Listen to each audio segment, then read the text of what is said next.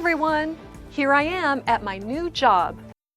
وين السلام دمانتينا waxaan joogaa shaqadeeda cusub Yesterday, at my first day of work. shalay oo ahayd maalintii ugu horeysay ee shaqada qaali maya waa caadi haa oo hadda waa inaan mar kala duubaa maya waxaan u akhrinayaa barnaamijkayga Let's not talk about yesterday. Today is a new day. hagaag yeenan ka hadlay shalay maanta waa maalin cusub Today, I want to apologize to my coworkers. maanta waxaan rabaa inaan raaligeliyo asxaabta shaqada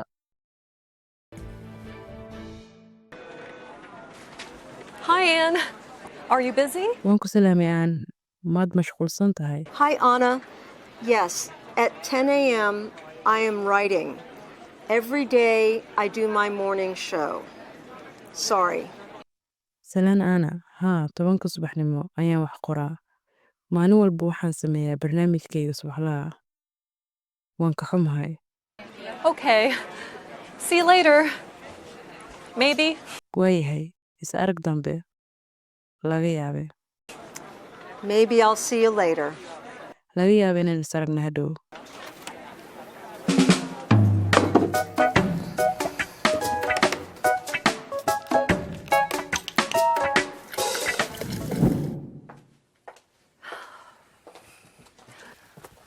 Hi, Jonathan. Are you busy? waan ku salaamay jonathan ma mashquulsan tahay Yes, I'm busy. When the studio light is on, I am recording my evening show. haa waan mashquulsanahay marka nalka istuudiyaha uu daaran yahay waxaan duubayaa bandhigayga fiidkii Right. Sorry about yesterday. sax waan ka xumahay wixii shala dhacay No worries. dhib ma leh May I see the studio? ma arki karaa istuudiyaha Maybe another time? Right now, I am busy. laga yaabay mar kale hadda waan mashquulsanahay Sure. Okay. Bye. hubaal haye nabadgelyo Bye. nabadgelyo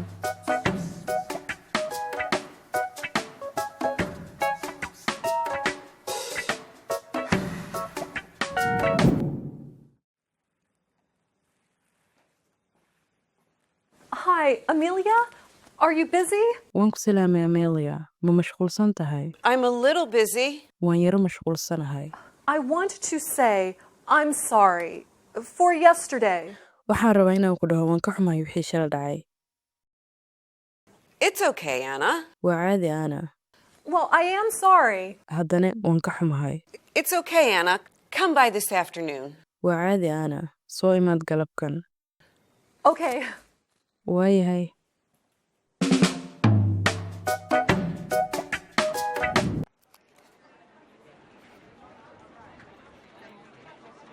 Anna, ana Yes, Miss Weaver. hee maru weaver are you busy? mashquul miyaad tahay Yes, Miss Weaver. I am busy. haa maru weaver mashquul baan ahay My office, 5 p.m. xafiiskayga 5 galabnimo 5 p.m. 5 galabnimo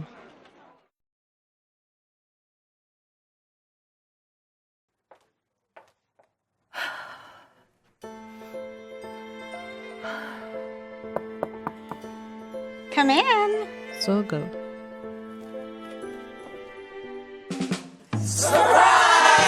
lama filaan A party! Awesome! xaflada cajiib And I still have my job. Phew. Until next time. oo welina waan haystaa shaqadeydii ilaa iyo waqtiga xiga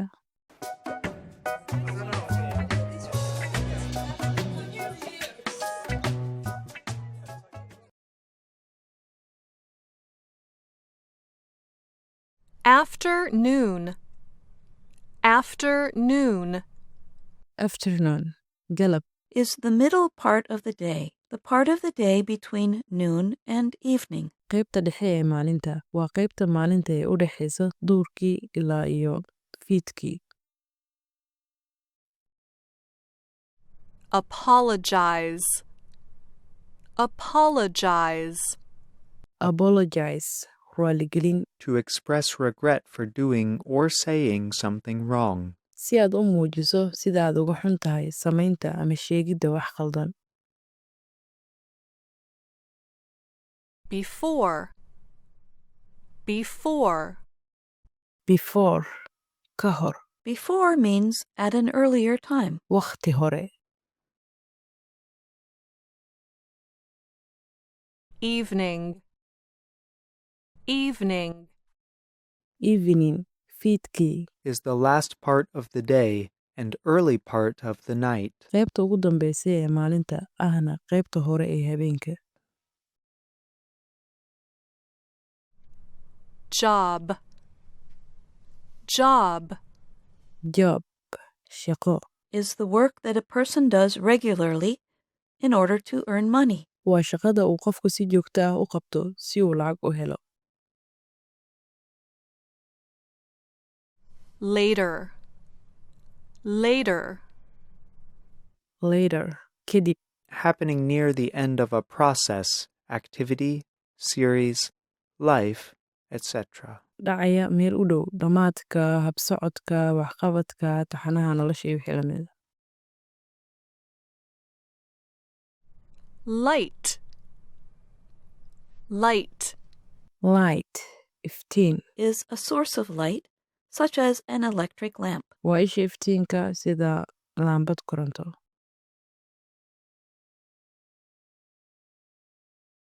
Morning.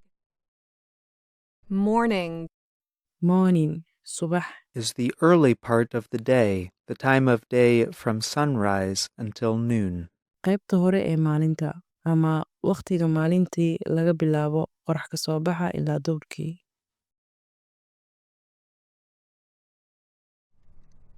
Now. Now.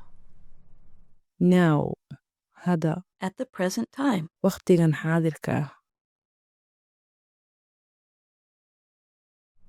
Studio.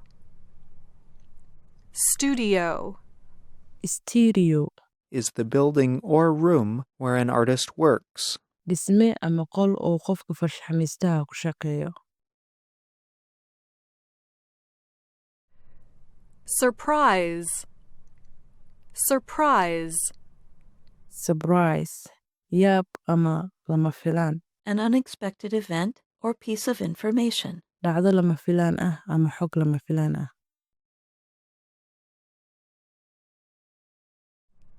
Yesterday. Yesterday. yesterday shalay Means the day before today. maalin ka hor maanta hesitation noise when Americans wanna more time to think about what they are saying marka qofka Amerikaanka ama qofka Ingiriisku hadlayo uu rabo inuu kula hadlo haddana uu ka fikiro wixii uu ku dhihi lahay wuxuu adeegsan karaa hesitation noise oo ah yacni cod yar oo haddana yacni tusaale wixii waa qofka waa la hadloosaa haddana wixii aad dhihi leedahay ka fikiroosaa so codkaas wuxuu noqon karaa marka inaad dhahdid like inaad tiraahdo kaleeto listen to Jonathan when he is talking to Anna dhegeyso markii oo Jonathan la hadlayo Anna he does not want Anna to see what he is doing in the studio muusan rabin Anna inay aragto wuxuu ku sameynayo studioga dhexdiisa May I see the studio? Maybe another time. Right now, I am busy. Maybe another time so codkaas waxaa loo yaqaanaa hesitation noise waa hagaag cashirkii sideedaad ee ciwaankiisu ahay are you busy ma mashquulsan tahay ee koorsada Ladies Learn English halaas ayuu ku egyahay intaa ku kulmi doona cashirka xiga waxaan kaga tegayaa sidaa nabadgelyo asalaamu calaykum waraxmatullaahi tacaala wabarakaatu